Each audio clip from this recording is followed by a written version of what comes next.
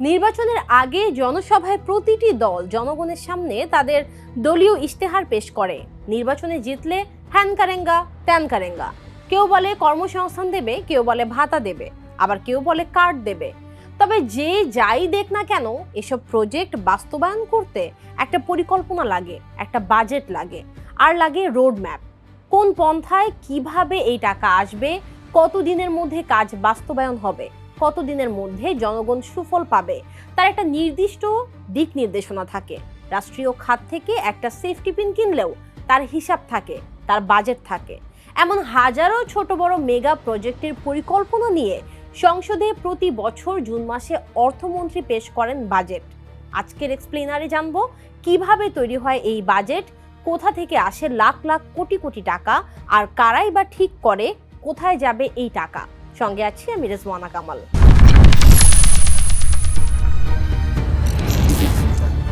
সহজ ভাষায় বললে বাজেট হলো সরকারের বার্ষিক আয় ব্যয়ের হিসাব। আগামী এক বছরে সরকার কত টাকা পাবে আর কত টাকা কোথায় খরচ করবে তার লিখিত পরিকল্পনা। আপনার পরিবারের মাসের শুরুতে যেমন হিসাব করেন কত টাকা আয় হবে, বাজারে কত টাকা লাগবে, বাচ্চার পড়াশোনায় কত যাবে, ঠিক তেমনি কিন্তু এটাও। তফাৎ শুধু এখানে সংখ্যাটা হয় লক্ষ কোটি কোটি টাকায়। এটাই সবচেয়ে বড় প্রশ্ন, সরকারের হাতে এত টাকা আসে কোথা থেকে? মূলত তিনটি উৎস আছে। প্রথমত কর বা ট্যাক্স, এটা সরকারের সবচেয়ে বড় আয়ের জায়গা। আপনি প্রতিদিন বাজার থেকে যে পণ্য কিনছেন, মোবাইল ব্যবহার করছেন, বিদেশ থেকে পণ্য আমদানি হচ্ছে কিংবা বেতন পাচ্ছেন, প্রতিটি ক্ষেত্রে সরকার একটা নির্দিষ্ট অংশ কেটে নেয়, এটাই ট্যাক্স। বাংলাদেশের ক্ষেত্রে বাজেটের সবচেয়ে বড় অংশ আসে ভ্যাট বা মূল্য সংযোজন কর থেকে।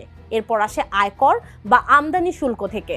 জাতীয় রাজস্ব বোর্ড বা এনবিআর এই কর সংগ্রহের দায়িত্ব থাকে। দ্বিতীয়ত কর বহির্ভূত আয়। সরকারের নিজস্ব কিছু প্রতিষ্ঠান আছে, যেমন বিদ্যুৎ বোর্ড, বন্দর কর্তৃপক্ষ, সরকারি ব্যাংক, এগুলো থেকেও আয় হয়। এর বাইরে বিভিন্ন সরকারি সেবার ফি, লাইসেন্স, জরিমানা এসবও যোগ হয় সরকারের আয়ে। তৃতীয়ত ঋণ। এখানেই আসে সবচেয়ে জটিল অংশ। সরকারের আয় যখন ব্যয়ের তুলনায় কম পড়ে যায় তখন সরকার ঋণ নেয়। এই ঋণ দুই ধরনের, দেশের ভেতর থেকে নেওয়া ঋণ, যেমন ব্যাংক থেকে বা সঞ্চয়পত্র বিক্রি করে, আর বিদেশ থেকে নেওয়া ঋণ, বিশ্ব ব্যাংক, IMF, ADB বা বিভিন্ন বন্ধু রাষ্ট্রের কাছ থেকে।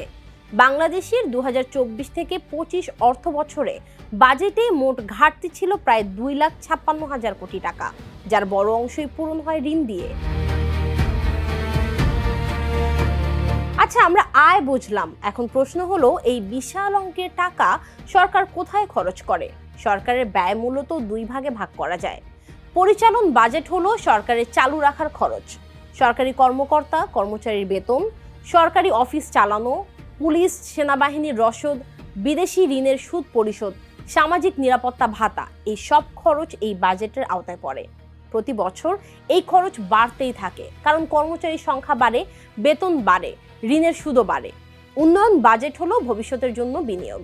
রাস্তা বানানো, পুল নির্মাণ, স্কুল হাসপাতাল তৈরি, বিদ্যুৎ কেন্দ্র স্থাপন, এই ধরনের দীর্ঘমেয়াদী প্রকল্পের খরচ আসে এই বাজেট থেকে।